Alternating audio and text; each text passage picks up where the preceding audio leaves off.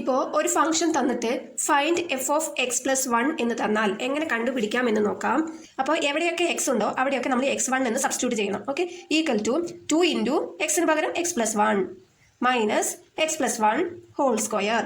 First ഇത് രണ്ടും multiply ചെയ്യണം, നെക്സ്റ്റ് ഇത് രണ്ടും. Okay, 2 into X 2x plus 2 into 1 2 minus ഈ X plus 1 whole square A plus B whole square ഫോമിലാണ് ഉള്ളത്. അപ്പോൾ ഇത് നമുക്ക് എങ്ങനെ എഴുതാം? എ എന്ന് പറയുന്നത് എക്സ് ആണ്, ബി എന്ന് പറയുന്നത് 1 ആണ്. എ സ്ക്വയർ എന്ന് പറഞ്ഞാൽ X square plus 2 into A B, അപ്പോൾ 2 into X into 1 2x plus B square 1 square. Okay, ഇവിടെ 2x പ്ലസ് 2, ഇവിടെ മൈനസ് എന്നുള്ളത് ഈ ബ്രാക്കറ്റിലുള്ള എല്ലാത്തിനുമാണ് മൈനസ്. എവിടെയൊക്കെ പ്ലസ് ഉണ്ടോ അവിടെയൊക്കെ മൈനസ് ഇട്ട് കൊടുക്കുക. Okay, minus X square minus 2x minus 1.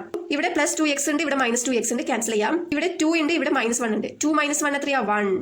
ഇവിടെ ഒരു മൈനസ് എക്സ് സ്ക്വയർ ഉണ്ട്, 1 മൈനസ് എക്സ് സ്ക്വയർ.